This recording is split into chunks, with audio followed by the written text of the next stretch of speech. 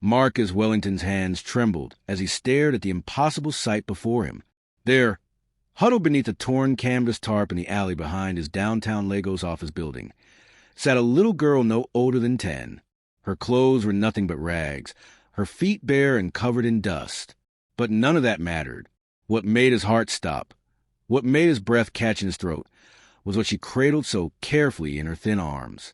2 babies, newborn twins, and they were wearing the exact hospital bracelets that had been on his children's wrists 3 days ago when they vanished from the private maternity ward. Those are my babies, Marcus whispered, his voice cracking. His security team surrounded him, but he barely noticed them. His entire world had narrowed to those 2 tiny faces, sleeping peacefully against the little girl's chest. The girl looked up at him with eyes far too old for her young face. She didn't run. She didn't cry out. She simply held the babies tighter and said in a voice barely above a whisper, "They were hungry. I found goat milk." Marcus felt his knees weaken. For 3 days, he had been living in hell. 3 days since someone had walked into his wife's hospital room and taken their newborn twins while she slept, exhausted from a difficult delivery. 3 days of police investigations, ransom calls that led nowhere, and watching his wife, Amara, slip deeper into a grief that threatened to swallow her whole. He had offered everything, millions of naira, dollars, anything for information. The entire city had been searching. News vans had camped outside their estate. His face had been on every television screen, pleading for his children's return. And here they were, in an alley with a homeless child. "How did you—" Marcus started, taking a careful step forward. His head of security, Chitty, moved to grab the children, but Marcus held up his hand. Something in the girl's eyes stopped him. Fear, yes, but something else too. Something that looked like protection. "Please," the girl said, her voice stronger now. "Please don't let them take me to the police. I didn't steal them. I saved them." "Save them?" Marcus crouched down, trying to make himself smaller, less threatening. "Save them from what?" The girl's eyes darted to the street, then back to him. From the woman who left them in the dumpster to die. The world tilted. Marcus heard Chitty swear softly behind him. Someone had tried to murder his children. Someone had stolen them not for ransom, not for money, but to kill them. What woman? Marcus demanded, fighting to keep his voice calm even as rage burned through his veins. "Tell me everything. Please." The girl looked at the babies, then back at him. Her bottom lip trembled. "First, promise me something. Promise me you won't send me back to Mama Cola's house." "Who is Mama Cola?" "She runs the children, makes us beg, steal whatever she wants. She said if I didn't bring back money yesterday, she would—" The girl's voice broke. "She would do bad things. That's why I was in the alley. I was hiding. And that's when I heard the babies crying from inside the dumpster." Marcus felt sick. He thought of his own children, his precious son and daughter, thrown away like garbage. If this little girl hadn't been there, if she hadn't heard them— "You saved their lives," Marcus said softly. "What's your name?" "Zara." "Zara, I promise you, no one will hurt you. You have my word. Now, please, tell me about the woman." Zara shifted, adjusting the babies in her arms with a tenderness that broke Marcus's heart. "It was dark 3 nights ago. I saw a fancy car, black with shiny wheels, stop at the end of the alley. A woman got out. She was wearing nice clothes, a purple dress. She had a bag, and she took something out of it. I thought it was garbage, but then I heard crying, baby crying. Did you see her face?" Chitty interrupted, his phone already in his hand, recording every word. Zara shook her head. She wore a scarf over her hair and big sunglasses, even though it was night, but I saw her hands. She had long nails, painted red, and rings, lots of gold rings, and a gold bracelet with a charm on it. It looked like a bird. Marcus's blood ran cold. He knew exactly one woman who wore a gold bracelet with a bird charm, a woman who had access to the hospital, a woman who had visited Amara the day before the babies were born, a woman he had trusted completely. His sister, Ngozi. But why? Why would his own sister want to murder his children? Zara continued, unaware of the bomb she had just dropped. After she left, I waited to make sure she was gone. Then I ran to the dumpster. The babies were wrapped in a blanket, but they were so cold. I didn't know what to do. I couldn't take them to police because Mama Cola has friends there. They would take me back to her. So I took them to my hiding spot. An old woman who sells vegetables gave me goat milk. She showed me how to feed them with a cloth, letting them suck the milk from it. I kept them warm. I kept them safe. Marcus reached out slowly, and Zara, after a long moment of hesitation, let him take his daughter into his arms. The baby stirred, made a soft sound, but didn't wake. She was thin, thinner than she should be, but alive, breathing. His son followed, and Marcus held both his children, tears streaming down his face. "Thank you," he whispered. "Thank you, Zara." But even as relief flooded through him, even as he held his babies close, a darker thought crept in. If Ngozi had done this, if his own sister had tried to kill his children, then the danger wasn't over, because Ngozi was at his house right now, with his wife. Now, before we continue with what happens next, if you're enjoying this story, please take a moment to subscribe to the channel and hit that like button. Trust me, you won't want to miss what happens next. And share this with your friends because this story is just getting started. Also, drop a comment below and let us know where you're watching from. Are you in Lagos, New York, London, Johannesburg? We love hearing from our viewers around the world. Marcus pulled out his phone with shaking hands. But before he could dial, Zara grabbed his arm. "Wait," she said urgently. "There's something else. Something I didn't tell you. The woman, she wasn't alone." Marcus froze, his finger hovering over his wife's number. "What do you mean she wasn't alone?" Zara's grip on his arm tightened. "After the woman left the babies and drove away, I was about to go to the dumpster. But then another car came. A man got out. He looked in the dumpster, and I heard him say something on his phone. He said, 'It's done. They're here, just like you promised. When do I get my payment?'" The alley seemed to spin around Marcus. This wasn't just attempted murder. This was a conspiracy. Someone had paid to have his children killed, and someone else had been sent to verify it was done. "Did you see this man's face?" Chitty asked, stepping closer. "No, but I heard his voice. It was deep, rough, like he smoked too much, and he had a tattoo on his neck. It looked like a snake or a rope. I couldn't tell which in the dark."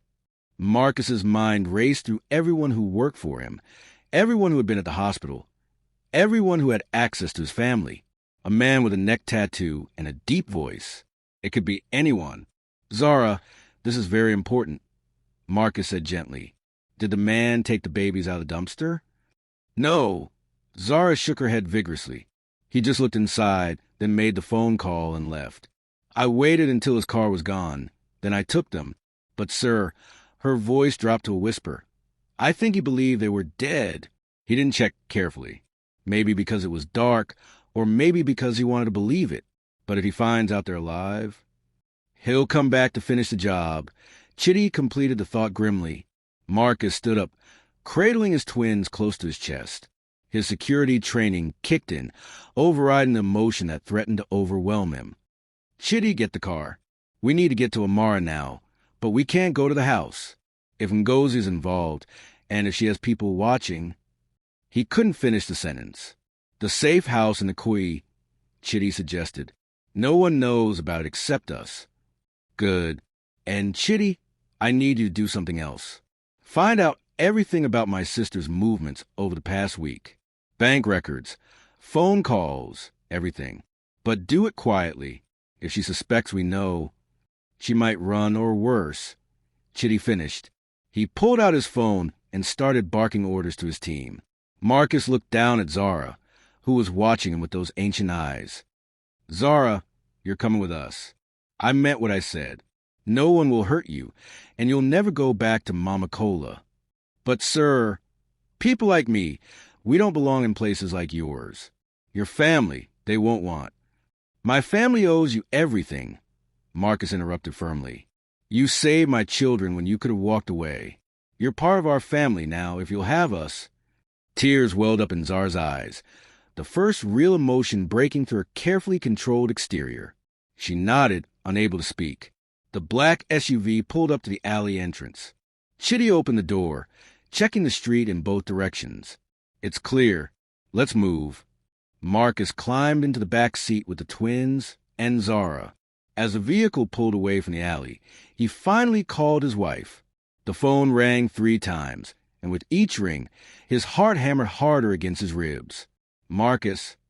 Amara's voice was hollow, exhausted. She had barely slept since the kidnapping. "Is there news?" "Amara, listen to me very carefully," Marcus said, keeping his voice steady despite the emotion threatening to choke him.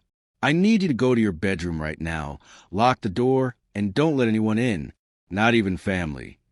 "What?" "Marcus, what's happening? Did they find?"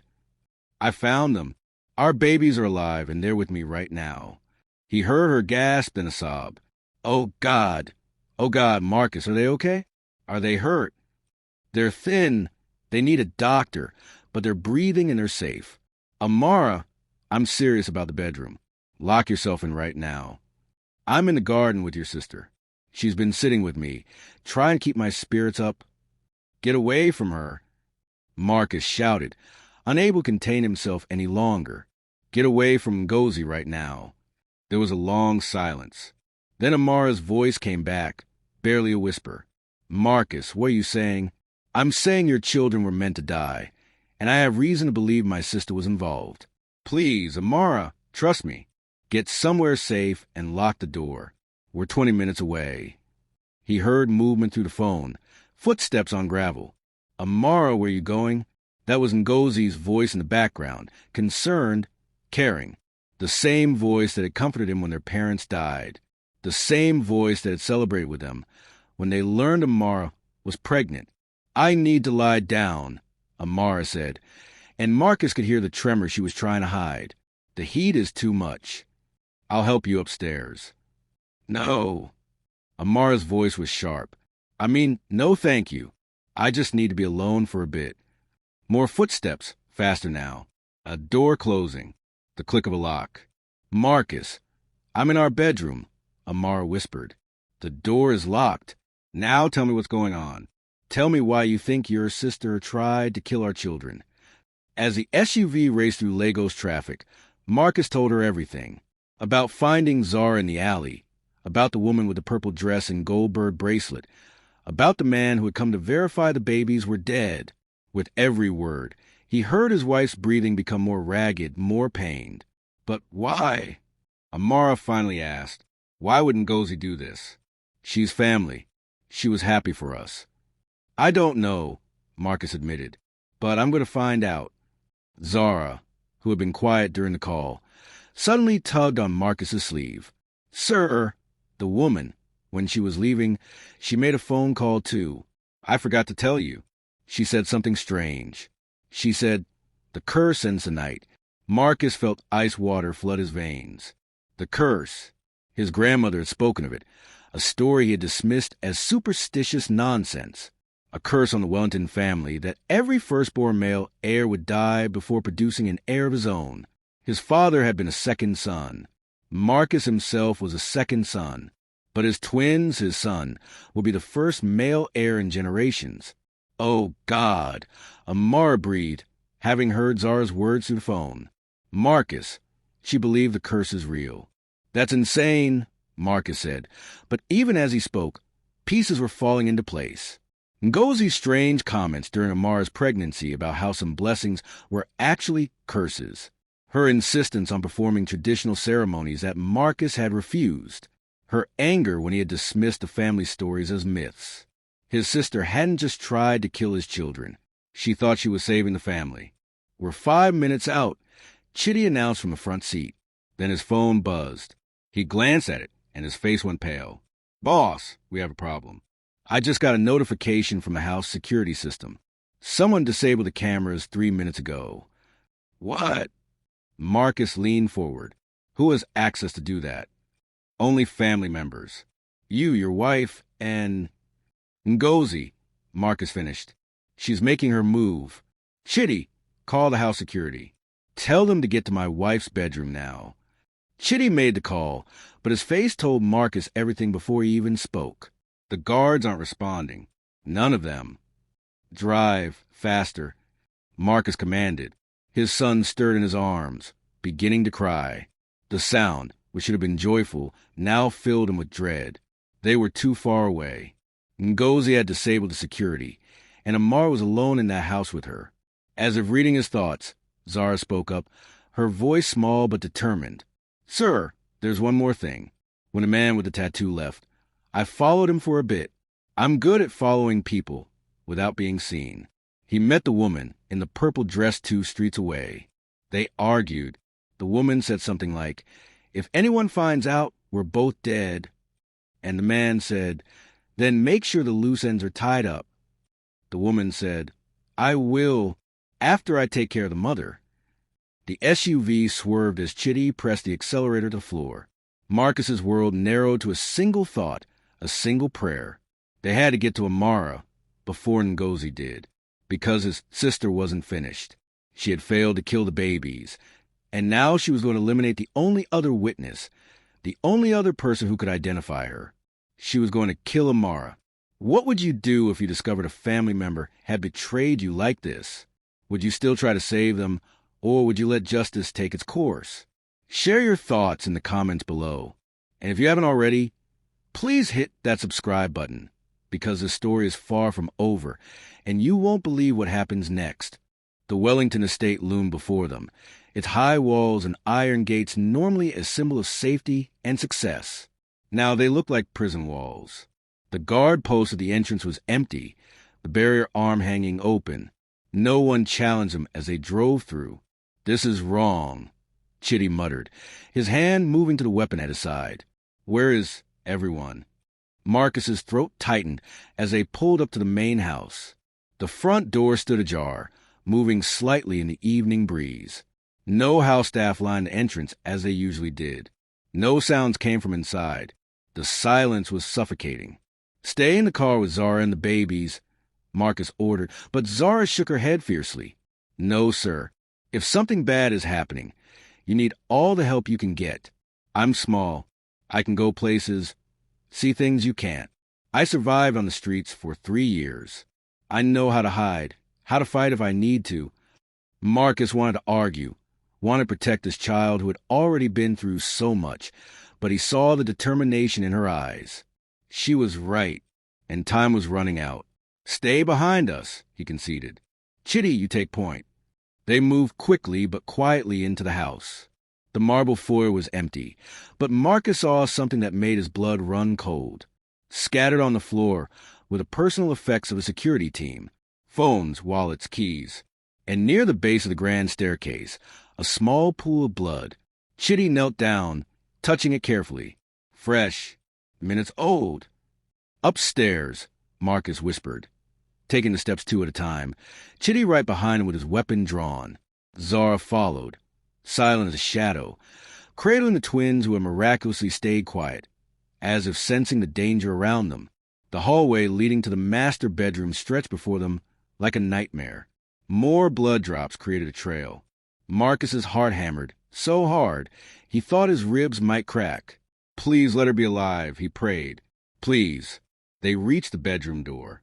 It was still locked from the inside, just as Amara had said. Marcus pressed his ear against it, listening. Amara, he called softly.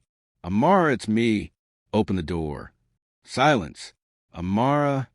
Louder now, panic overtaking caution. Then a sound, a whimper, or was it a cry? Marcus couldn't tell. Break it down, he ordered. Chitty didn't hesitate.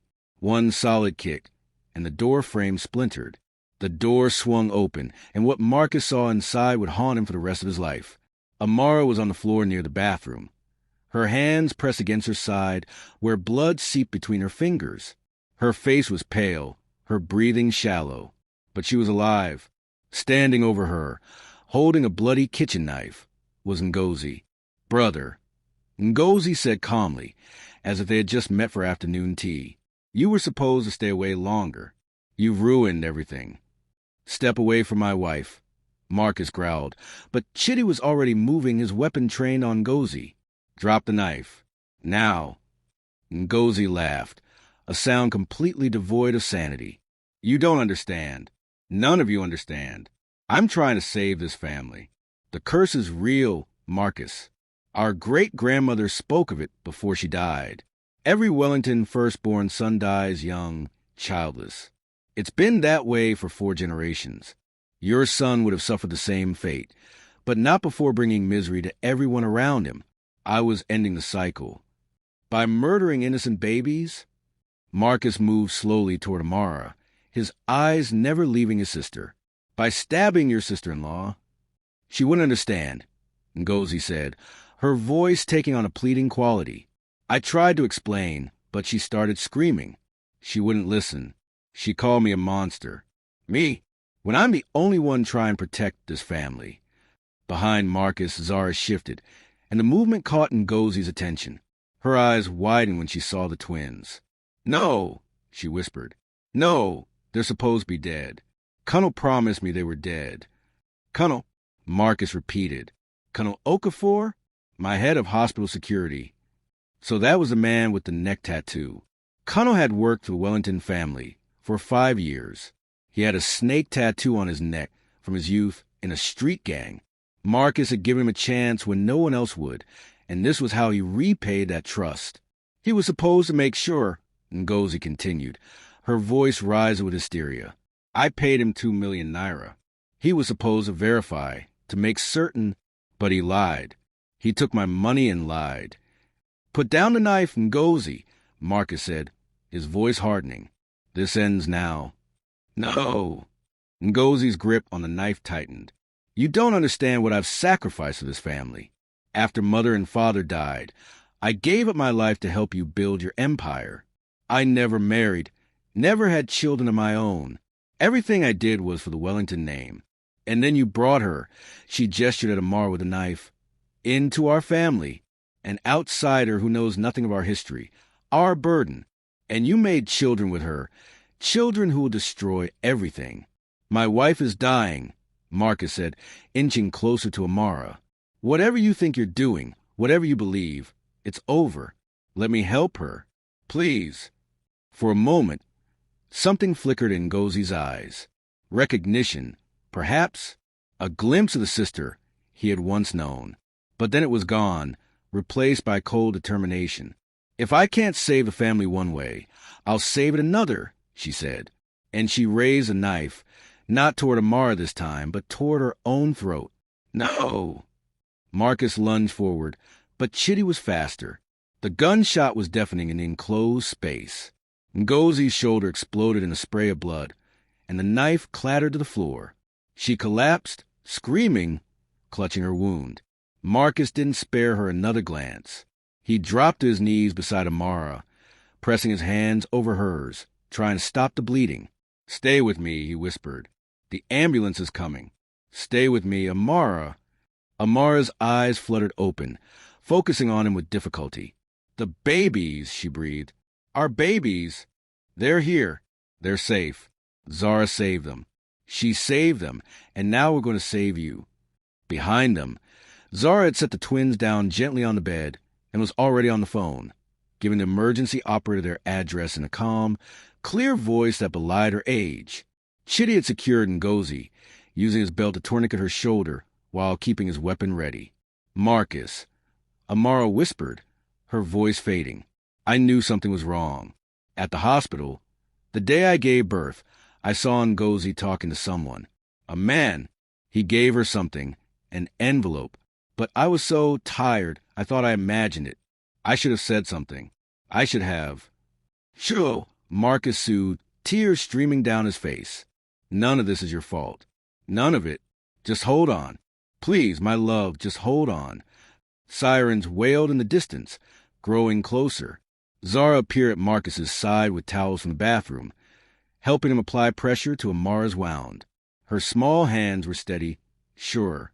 She had seen too much violence in her young life, but now that experience was saving another life. The other guards, Chitty called out, I found them. They're alive, locked in the basement storage room. Someone drugged them. They're groggy but breathing. Ngozi, handcuffed and bleeding, began to laugh again through her pain. You think this is over? You think you've won? The curse doesn't end just because you stopped me. It's in the blood, Marcus, in the Wellington blood. Your son will never escape it. Marcus looked at his sister, this woman he had loved and trusted all his life, and felt nothing but pity. There is no curse, Ngozi. There never was. Just people making terrible choices and blaming fate. You could have had a life. You could have been happy. Instead, you let fear and superstition turn you into a murderer. The paramedics burst into the room, followed by police officers. The next hour was chaos. Controlled chaos. Amara was loaded onto a stretcher, and for her arm, oxygen mask over her face. The wound was deep, the paramedic told Marcus, but if they got her to surgery quickly, she would survive. Ngozi was taken out on a separate stretcher, police guards flanking her, already reading her rights. She didn't fight, didn't protest. She just stared at the ceiling, muttering about curses and family honor. Detective Adil Bakir, a woman Marcus knew from charity functions, approached him as he stood holding his twins. Zara pressed close to his side. Mr. Wellington, I need statements from everyone. But first, I need to know, are these your children? The ones that were reported missing? They are, Marcus confirmed. And this young lady, Zara, she's the one who saved them. She witnessed everything.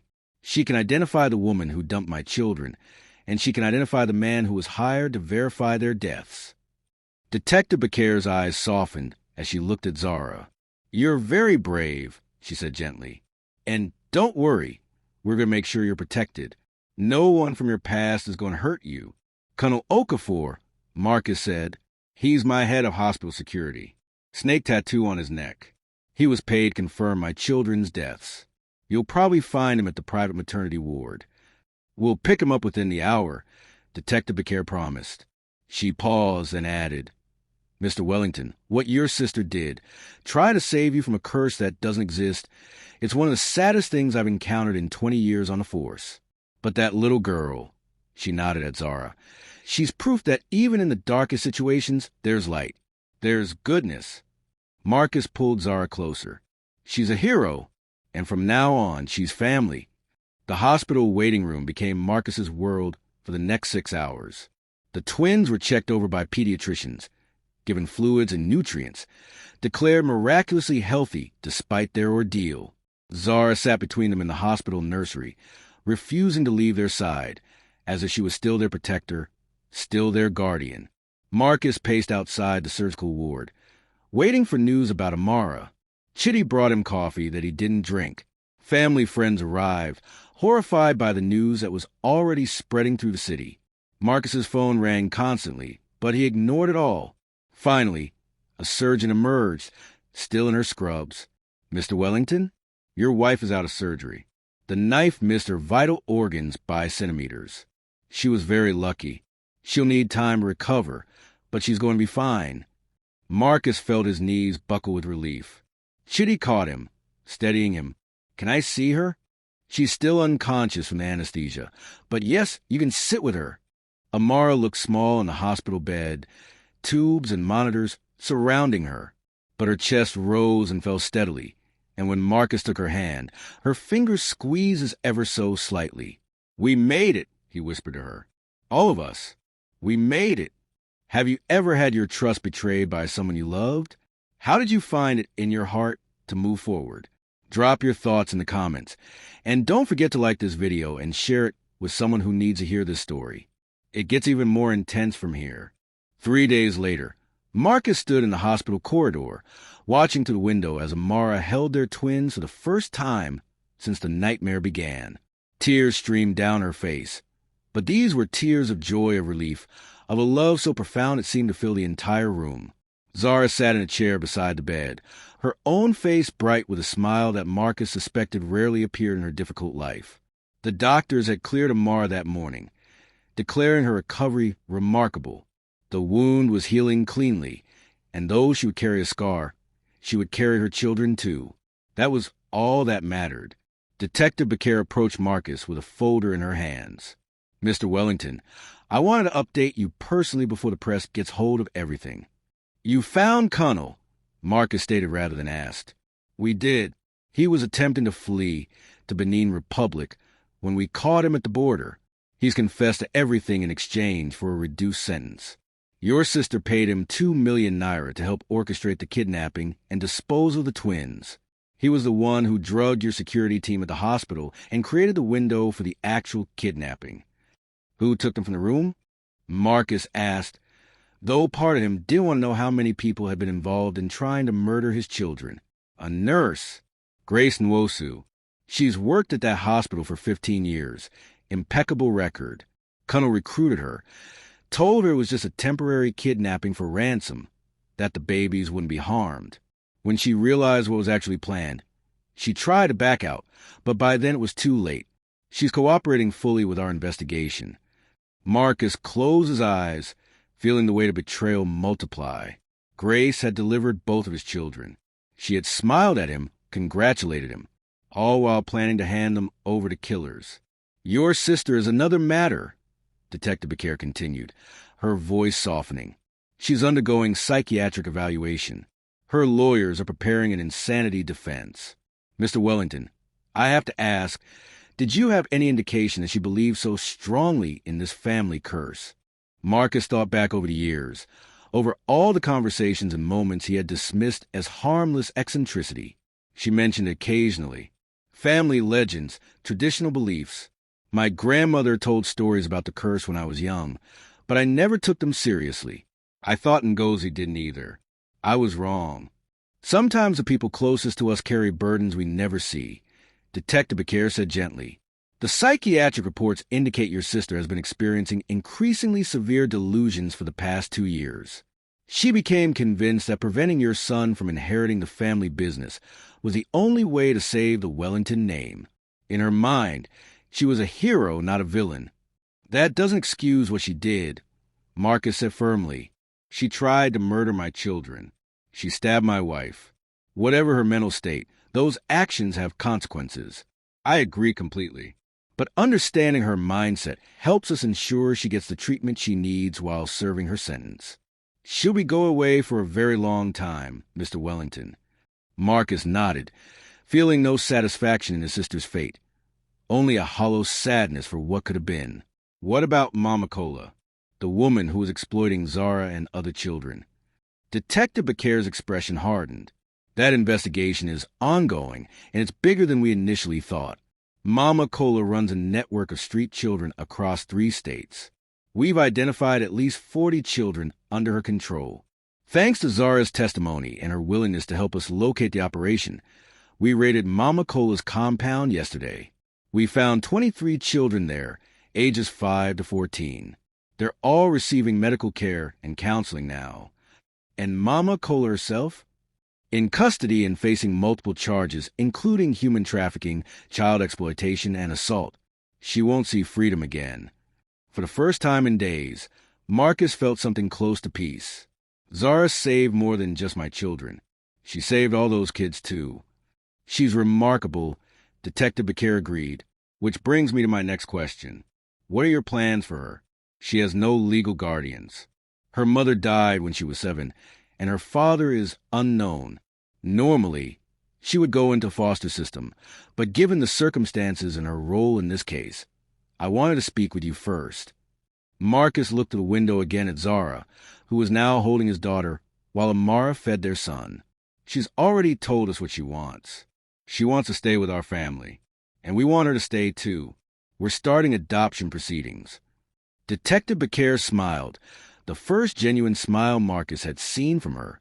I was hoping you'd say that. I'll expedite the paperwork. That little girl deserves a happy ending.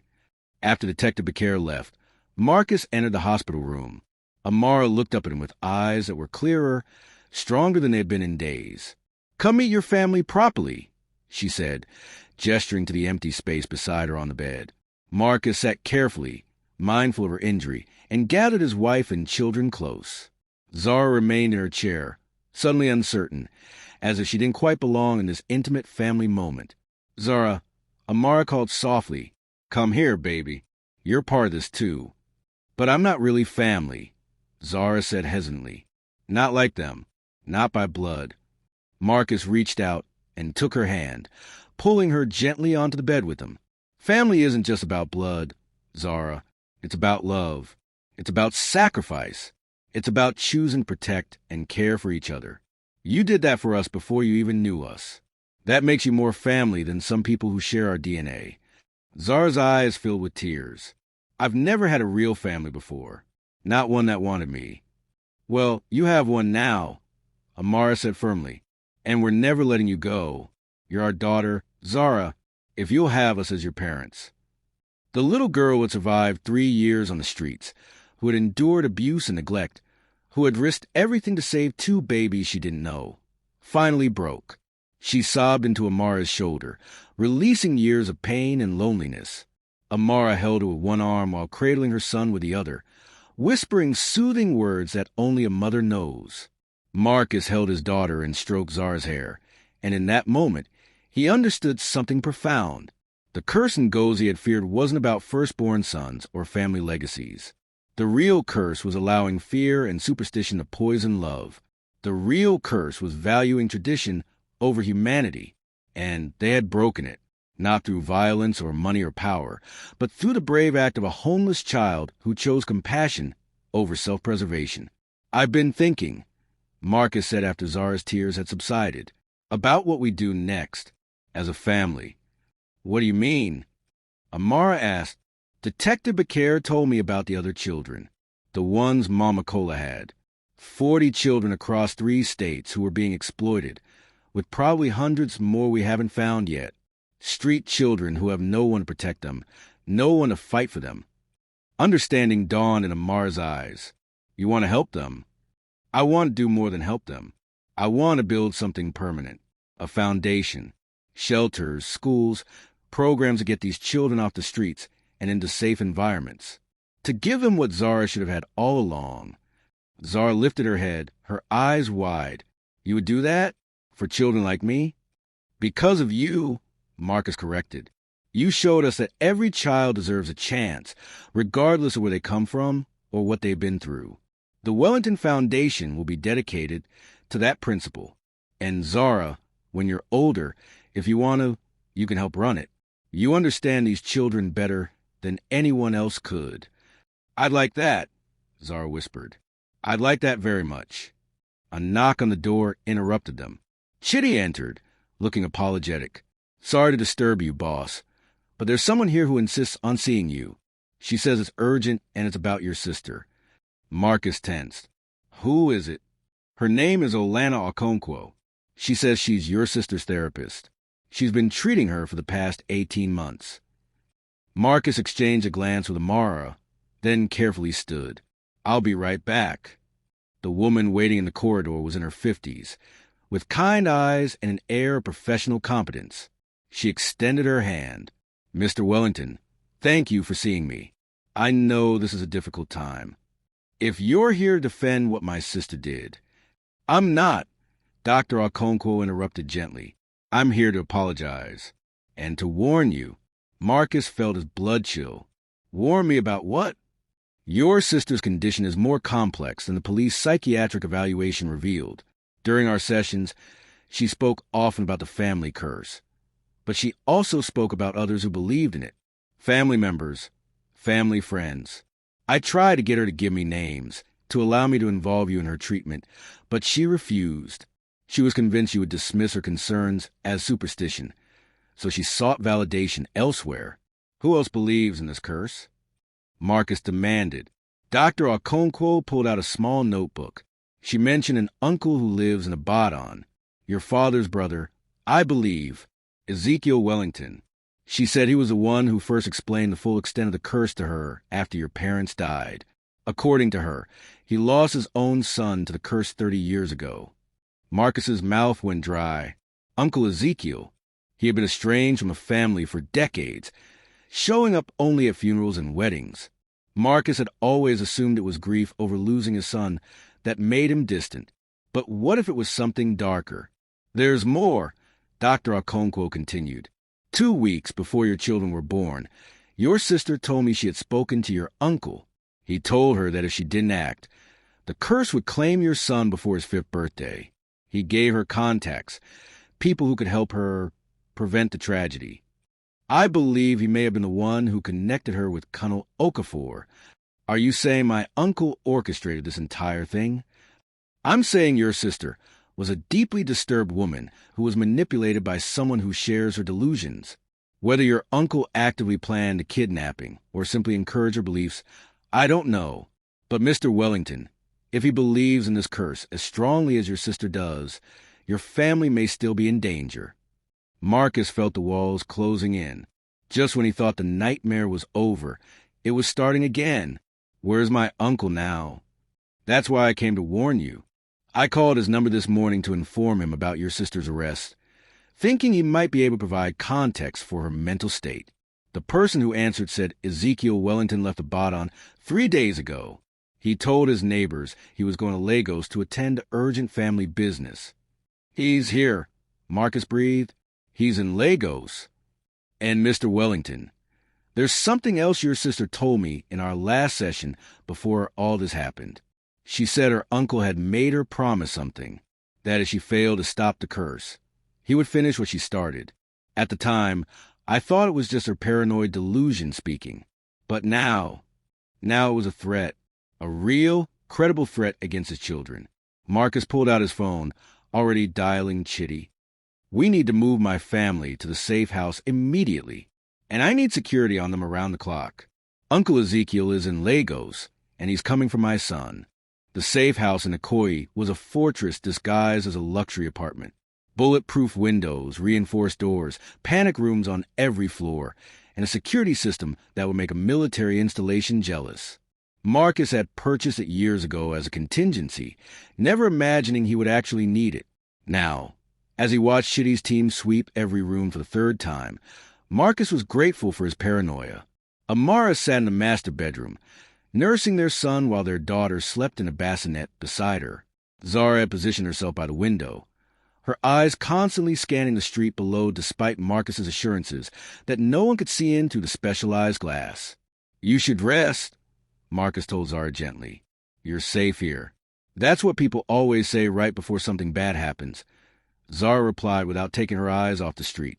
On the streets, the moment you feel safe is the moment someone robs you, or worse. I learned not to trust safety. Marcus understood. Trust had to be earned, especially by someone who had been betrayed so many times. Then let's make a deal. You watch the street, and I'll watch the hallway. Between the two of us and Chitty's team, nothing gets through. Zara finally looked at him, and a small smile crossed her face. Okay, deal. Chitty entered the room, his expression grim. We have a problem. I just got off the phone with the detective working the case. Ezekiel Wellington checked into the Federal Palace Hotel 2 days ago under his own name. No attempt to hide. When they went to question him this morning, he was gone. Checked out late last night, paid in cash, left no forwarding information. He knows we're looking for him, Marcus said. There's more. The hotel security footage shows him meeting with someone in the lobby yesterday afternoon. We're still trying to identify the person, but from the body language, it looked like they knew each other well. They spoke for about 20 minutes, then left together. An accomplice, Amara said quietly from bed. He's not working alone. Marcus's phone buzzed. An unknown number. He almost didn't answer, but something made him pick up. Marcus Wellington, he said cautiously. Hello, nephew. The voice was warm, paternal, exactly as Marcus remembered from childhood visits. Uncle Ezekiel had always been the fun uncle, the one who told stories and gave generous gifts. I heard about the unfortunate incident with your sister. Such a tragedy. Marcus's hand tightened on the phone. Where are you? Where I need to be. Marcus, I know what you must think of me, but you have to understand. Your sister meant well. We all mean well. The curse is real, boy. I watched it take my son. I won't watch it take yours too. There is no curse. Marcus shouted, causing Amara to flinch and Zara to spin around. He forced himself to lower his voice. Uncle, my son is an innocent baby. Whatever happened to your son, whatever tragedies have befallen this family, they're not because of some supernatural curse. They're because people make bad choices. You sound just like your father, Ezekiel said sadly. He didn't believe either. Said the same things you're saying now. And where did that get him? Dead at 45 in a car accident, along with your mother. The curse always finds a way, Marcus. Always. That was an accident. A drunk driver. Was it? Or was it the curse removing obstacles? Your father was a second son, saved from the curse himself, but he stood between tradition and progress. He rejected the old ways, married outside our tribe, moved to the city. The curse couldn't touch him directly, but it could touch those around him. Marcus felt sick. You're insane. You're as insane as Ngozi. I'm trying to save you. Ezekiel's voice rose. Don't you see? If your son dies now, quickly, painlessly, he won't suffer. He won't live 20 or 30 years only to die horribly, leaving behind a widow and children of his own. I'm offering mercy. You're offering murder, and I will never, ever let you near my children. You can't protect them forever, Marcus. I'll wait. I'm patient. And when the opportunity comes, and it always does, I'll do what needs to be done, what your sister couldn't finish. The line went dead. Marcus stood frozen. The phone still pressed to his ear. Chitty was already on his radio, ordering his team to trace the call, though Marcus knew it would be futile. Ezekiel was too smart for that. He's not going to stop, Amara said, her voice steady despite the fear in her eyes. Is he? No, Marcus admitted. He won't. Zara left her post by the window and came to stand in front of Marcus. Then we have to stop him first. We have to find him before he finds us. How? Marcus asked. He could be anywhere. He could be watching us right now, waiting for a mistake. No, he can't, Zara said with the certainty of someone who had hunted and been hunted. Rich people like your uncle, they have patterns, places they feel comfortable. He's old, right? Old people don't like change. They go where they know. She's right, Chitty said, catching on to Zara's logic. Your uncle, where would he feel safe in Lagos? Where did he used to go when he visited? Marcus thought back, sifting through memories that felt like they belonged to another lifetime. The house in Surulere, my father's childhood home. After my parents died, it went to Uncle Ezekiel as the oldest surviving brother. I haven't been there in years. I didn't even know if he still owned it. Let me make a call, Chitty said, stepping out of the room. While they waited, Marcus sat beside Amara and gathered his family close. I'm sorry, he whispered. I'm sorry you all have to go through this. You deserve peace, and instead we got each other. Amara interrupted firmly. Marcus, stop apologizing for things that aren't your fault. We're here, we're together, and we're going to get through this. Right, Zara? Zara nodded, settling onto the bed beside them. I survived 3 years on the streets with Mama Cola. This man, he's just another bully. And bullies can be beaten. You're very brave, Marcus told her. No, Zara corrected. I'm very scared. But I learned that being scared doesn't mean you give up. It means you fight smarter. Chitty returned, his expression triumphant. The house in Surulere is still in your uncle's name. And according to the utility company, there's been a spike in electricity and water usage over the past 3 days. Someone's definitely staying there. It could be squatters, Marcus said, not wanting to hope too much. Could be. But I also checked with my contact at the local police station. They've had 2 noise complaints from neighbors in the past 48 hours. Both times about chanting and loud praying coming from that address. Your uncle was always deeply religious, wasn't he? Marcus remembered. Uncle Ezekiel had been fanatical about traditional religious practices, mixing Christianity with indigenous beliefs in ways that made even the most open-minded relatives uncomfortable. If he was preparing for something, a ritual or ceremony, he would be praying. We need to go there, Marcus said. Tonight. Boss, I don't think that's wise. Let me take a team, bring him in. You should stay here with your family. No. Marcus stood, his decision made. This is my family he's threatening. My uncle. My responsibility. I'm going with you. Marcus. Amara started to protest. I have to do this, Marcus said. taking her hands. I have to look him in the eye and end this, not just for our children, but for every child this cursed mythology might harm in the future. It has to end with me. Amara studied his face, then nodded slowly. Then you come back to us. You come back safe. I promise. Marcus kissed his wife, kissed each of his sleeping twins, and hugged Zara. You're in charge while I'm gone, he told the little girl. Protect them. With my life, Zara replied solemnly. 40 minutes later, Marcus sat in the back of an armored SUV as they navigated through Lagos traffic towards Surulere. Chitty had assembled a team of 6 men, all former military, all loyal beyond question. They wore civilian clothes, but carried enough firepower to handle any situation. Remember, Chitty said as they approached the neighborhood, we go in quiet. We don't know who else might be in there. Could be innocent people. Could be more accomplices. We assess, we adapt. The house loomed before them, a relic from the 1970s that had once been grand but now sagged with neglect. The walls needed paint. The gates hung crooked, and the garden had become a jungle of weeds and overgrown bushes. But lights shone from the windows, and as they killed the engine a block away, they could hear it, chanting. Deep, rhythmic chanting in a language Marcus recognized from his childhood. Igbo, mixed with something older, something that made the hair on his neck stand up. He's performing a ritual, Marcus whispered. He's trying to curse my son right now. They approached on foot, using the overgrown vegetation as cover. Chitty's men spread out, surrounding the house. Marcus and Chitty went to the front door, which stood slightly ajar. Inside, candles filled every surface, their flames casting dancing shadows on the walls. The smell of incense was overwhelming, and in the center of what had once been the living room, Ezekiel Wellington knelt before a makeshift altar, but he wasn't alone.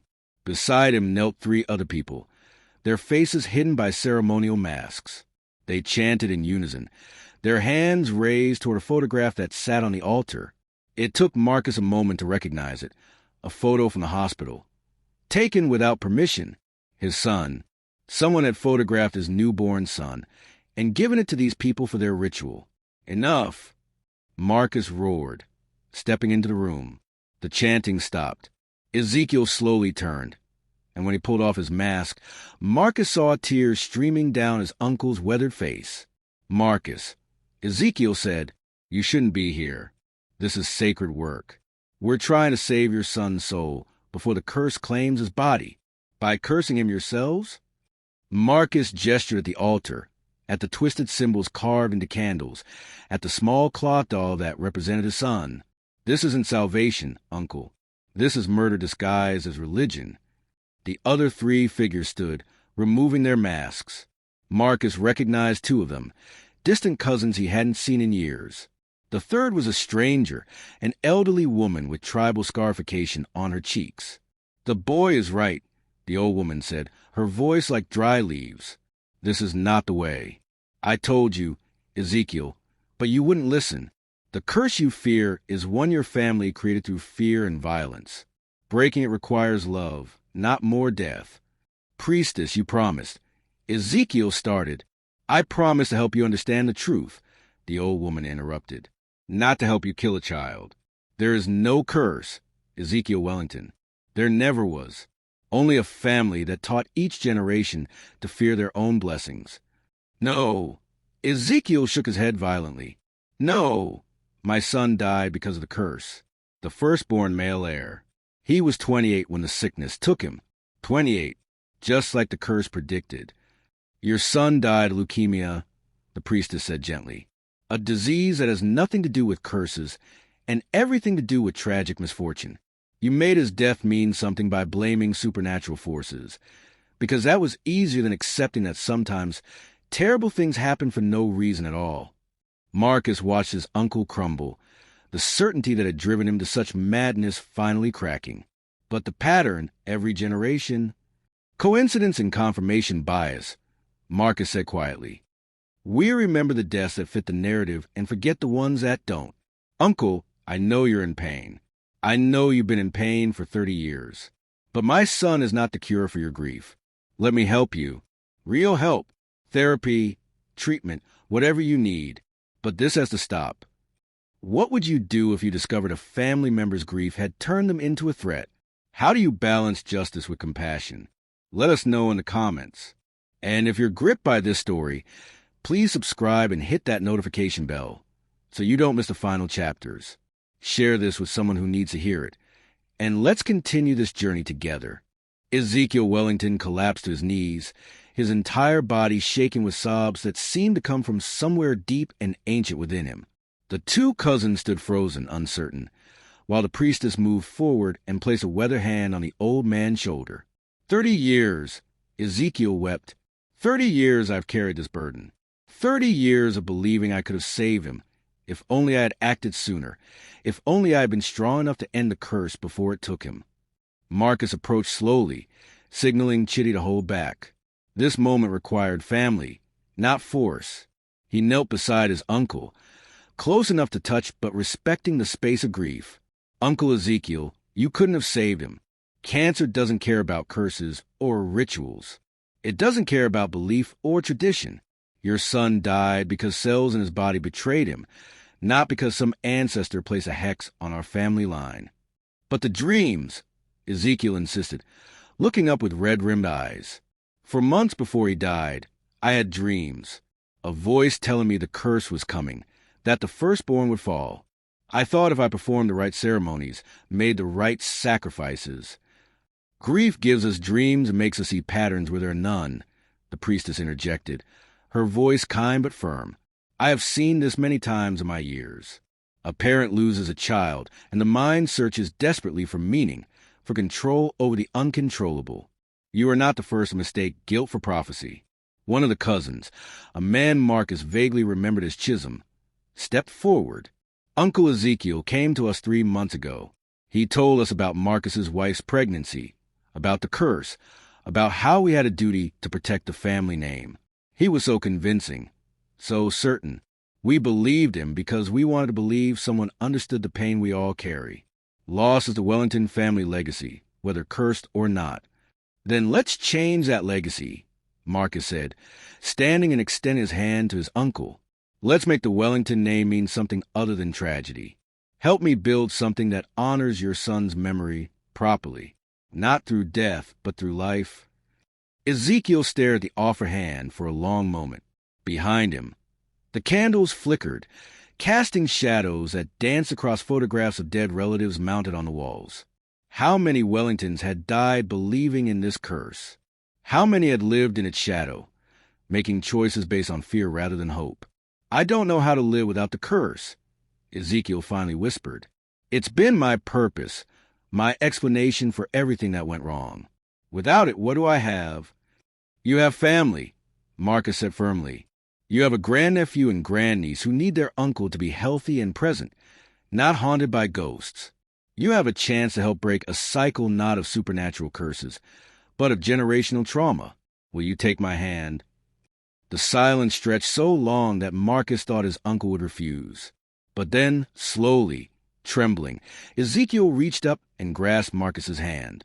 As Marcus pulled him to his feet, the old man seemed to age and diminish, as if the belief in the curse had been the only thing keeping him upright all these years. I'm tired, Ezekiel said simply. I'm so very tired. Then rest, Marcus replied. But first, you need to make this right. These people, he gestured to the cousins and the priestess, they followed you because they trusted you. You need to release them from this burden. Ezekiel turned to face the others. His shoulders slumped. There is no curse. I was wrong. I've been wrong for 30 years, and I've poisoned this family with my fear. I'm sorry. I'm so deeply sorry. Chisholm nodded slowly, relief evident on his face. We should go to the police. Confess what we almost did. No, the priestess said sharply. You did nothing. You performed a ceremony that has no power over anything except your own minds. You committed no crime, only wasted time and energy on something false. Go home, make peace with your families, and never speak of this again. What about Ngozi? The other cousin, a woman named Adiz, asked quietly. She's facing prison for what she did. We would have done the same if Uncle Ezekiel had asked us to go further. But he didn't, Marcus said. And you didn't. That choice matters. My sister made her choices, and she'll face the consequences. But all of you stopped before crossing that line. That means something. Chitty stepped forward, his presence a reminder that the situation still teetered on the edge of something dangerous. Mr. Wellington, what do you want us to do here? Marcus looked around the room, at the altar, at the candles, at the symbols of fear and superstition that had nearly destroyed his family. Take my uncle to the hospital. He needs psychiatric evaluation and care, not arrest. As for the others, let them go, but I want this house cleaned out. Every candle, every artifact, every photograph. I want it emptied, and then I want it sold. No more shrines to curses. No more temples to fear. Marcus, Ezekiel said weakly, that house is worth. I don't care what it's worth. I'll use the money from the sale for the foundation, for the children, to build something that actually helps people instead of harming them. Within the hour, the house was swarming with Chitty's security team and professional cleaners. The cousins had left with promises to seek therapy and to reach out to Marcus when they were ready. The priestess had departed with a knowing look that suggested she had seen this drama play out in different forms across many families. Ezekiel sat in the back of the SUV, a blanket around his shoulders despite the warm Lagos night, looking smaller and more fragile than Marcus remembered possible. The uncle who had seemed so large and impressive in his childhood was just a broken old man who had let grief consume him. Your father would be ashamed of me, Ezekiel said as they drove toward the psychiatric hospital. His own brother trying to kill his grandson. My father would want you to get help, Marcus corrected, and he would want me to forgive you, which I'm trying to do. I won't lie, Uncle, what you planned, what you almost did, it's unforgivable in many ways. But I also see a man destroyed by loss, manipulated by fear, and desperate to make sense of senseless tragedy. That man deserved compassion, even if his actions don't. How is Ngozi? Ezekiel asked. Truly, confused, medicated, remorseful, I think, though it's hard to tell what's real and what's the illness talking. The doctors say she may never fully understand what she did or why. I did that to her, Ezekiel said, fresh tears spilling down his weathered cheeks. I fed her fears, validated her delusions. She came to me 2 years ago, worried about the family curse, and instead of getting her help, I encouraged her beliefs. I made her sick, Marcus. I made my own niece into a monster. You're both victims of the same lie, Marcus said, a lie that's been told in our family for generations. But it ends now, with us. My children will grow up knowing that the only curse on the Wellington family was the one we created ourselves through fear and violence. They'll know that they're free to make their own choices, their own mistakes, without the weight of imaginary supernatural punishment. They pulled up to the psychiatric hospital, a modern facility that Marcus had donated to years ago. The staff was already waiting, briefed by Chitty on the situation. They would take Ezekiel, evaluate him, and provide the care he should have received 30 years ago when his son died. As orderlies helped Ezekiel out of the vehicle, the old man grasped Marcus's arm with surprising strength. Your son, he said urgently. What's his name? You never told me his name. Marcus hesitated, then decided that withholding it would only feed more fear. Ezekiel, we named him after you, Uncle, before all this happened, when I still had good memories of who you used to be, a man who made me laugh, who taught me to play chess, who showed me that family could be fun and safe. Ezekiel's face crumpled. You named him after me? After everything? We named him before everything, and we're not changing it. Because I want my son to reclaim that name, to make it mean something good again, to prove that we're not defined by our worst moments or our deepest fears. I don't deserve that, Ezekiel whispered. Maybe not, but my son does. He deserves to carry a name with hope attached to it, not shame. Help me give him that. Uncle, get well. Come back to us as the man you used to be, or at least a man you could still become. As the orderlies led Ezekiel inside, Marcus stood in the hospital parking lot, feeling the weight of the past few days finally settling on his shoulders. Chitty approached, offering him a bottle of water that Marcus accepted gratefully. "You did good today, boss," Chitty said. Not many men could show that kind of mercy to someone who threatened their children. "I'm not sure it's mercy," Marcus admitted. "Maybe it's just understanding that hurt people. My uncle was in pain, and instead of healing it, our family tradition of believing in curses made it fester. I don't want that for my children. I want them to know that when life hurts you, you seek help, not revenge or supernatural explanations." His phone rang. "Amara, Marcus? Is it over?" "It's over," he confirmed, climbing back into the SUV. "We found him. He's getting help. No one else is coming for our children." He heard her sob with relief. "Come home. Please, just come home." "I'm on my way." The drive back to the safe house felt longer than the drive out, as if the adrenaline that had sustained Marcus was finally draining away. He thought about everything that had happened, about how close he had come to losing everything that mattered. His children had been thrown in a dumpster. His wife had been stabbed. A little girl had risked her life to save strangers. And through it all, the real enemy had been fear.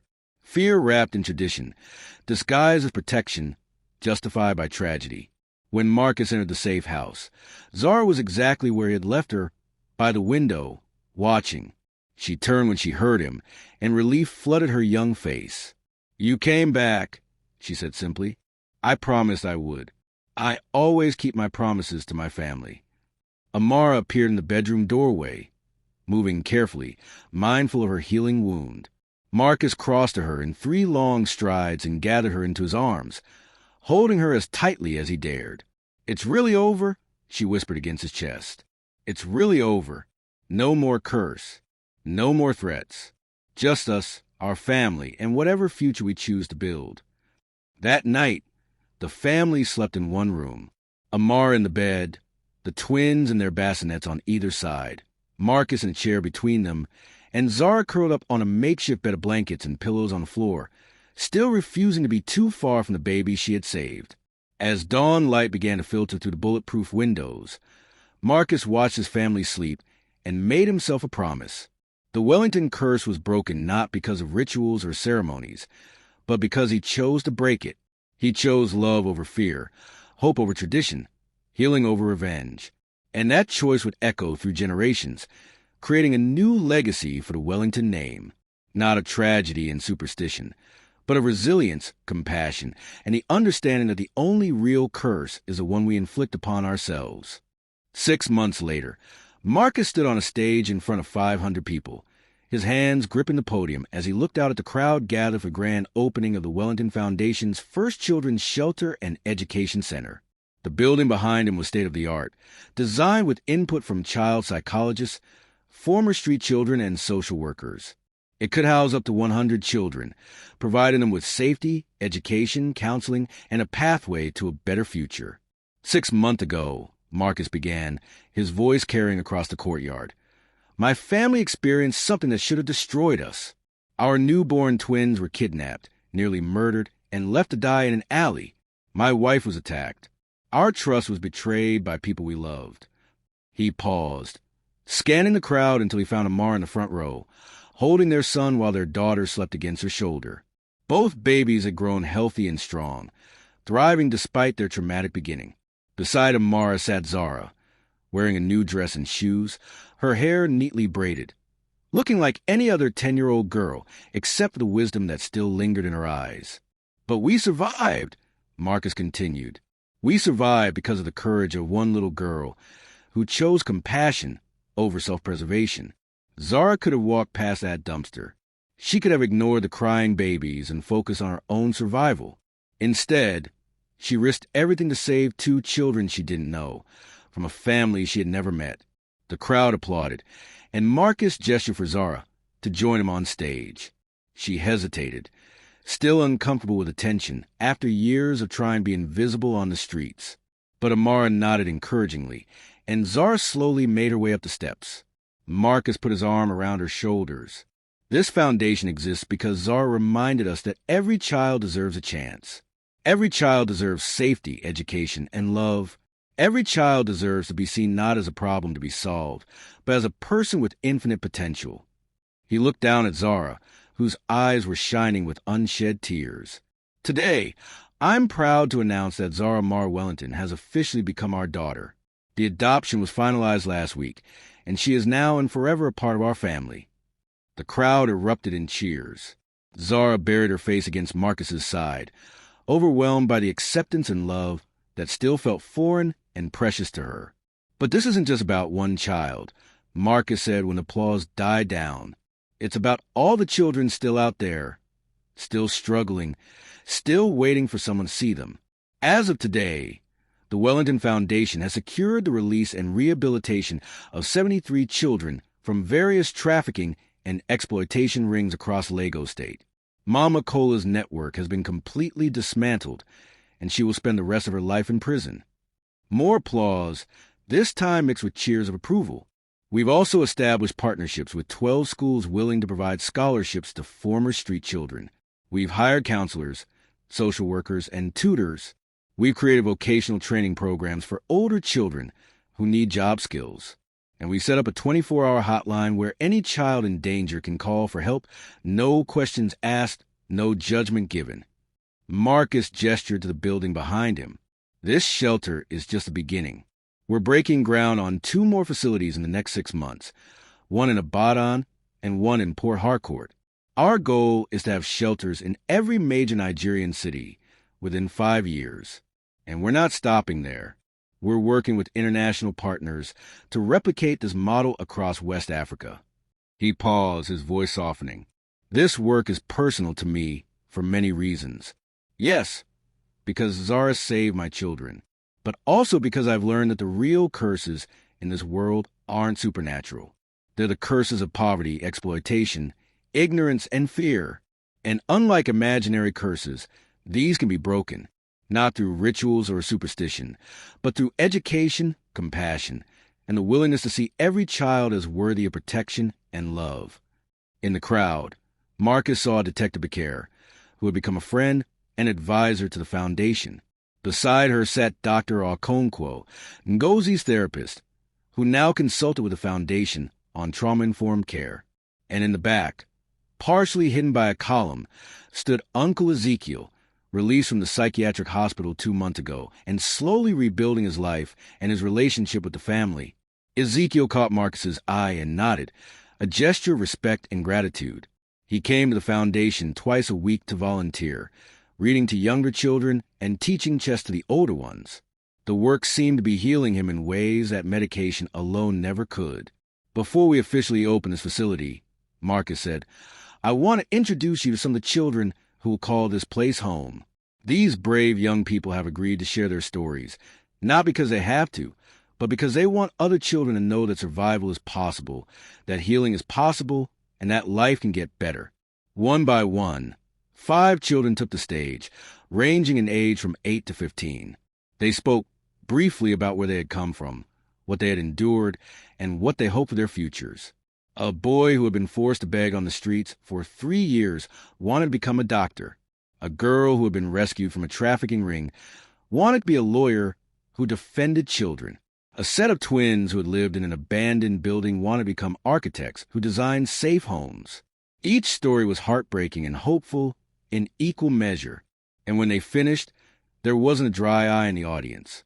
These children represent thousands more still out there, Marcus said, and we need your help to reach them. If you want to donate, volunteer, or spread awareness, please visit our website. If you know a child in need, call our hotline. If you see something that doesn't look right, say something. It takes a village to raise a child, but it takes a whole society to save them. He stepped back from the podium and took Zara's hand. Now, I think it's time for the person who inspired all of this to officially open this facility. Zara, would you do the honors? Zara looked up at him, surprised. Me? You. This is as much your foundation as it is mine. Maybe more. Together, they walked to the large ribbon stretched across the main entrance. Someone handed Zara a pair of oversized ceremonial scissors, and with Marcus's help, she cut the ribbon. The crowd cheered as the doors opened, revealing the bright, welcoming interior designed to feel like a home rather than an institution. As people flooded into the building for tours, Amara joined Marcus and Zara with the twins. Little Ezekiel was awake now, his eyes bright and curious as he looked around at the celebration happening in his honor, though he was too young to understand it. He's going to grow up knowing he was loved from the very beginning, Amara said, kissing her son's forehead. Both of them will. And they'll know that their family isn't defined by blood alone, but by choice and love. And by Zara, Marcus added, hugging his daughter close. They'll grow up knowing that their sister saved their lives before she even knew them. Zara looked up at her parents, at her brother and sister, at the building full of hope that bore their family name, and finally allowed herself to fully believe it. She was home. She was safe. She was loved. And she would spend the rest of her life making sure other children found the same thing she had found in that alley 6 months ago. Not just babies to save, but a family to save her. Detective Becker approached them, a warm smile on her face. This is beautiful, what you've built here. I've been a police officer for 22 years, and I've seen the worst of what people can do to children. This gives me hope that we can actually make a difference. We already are, Marcus replied. Every child we reach, every life we change, it ripples outward. Those children will grow up and help others. They'll break cycles of poverty and abuse in their own families. This isn't just about rescue. It's about transformation. Speaking of transformation, Detective Becker said, her tone becoming more official, I thought you'd want to know. We received word this morning that the nurse, Grace Nwosu, was sentenced to 5 years in prison with the possibility of parole after 3. She's been cooperating fully with authorities and has helped us dismantle several other child trafficking networks.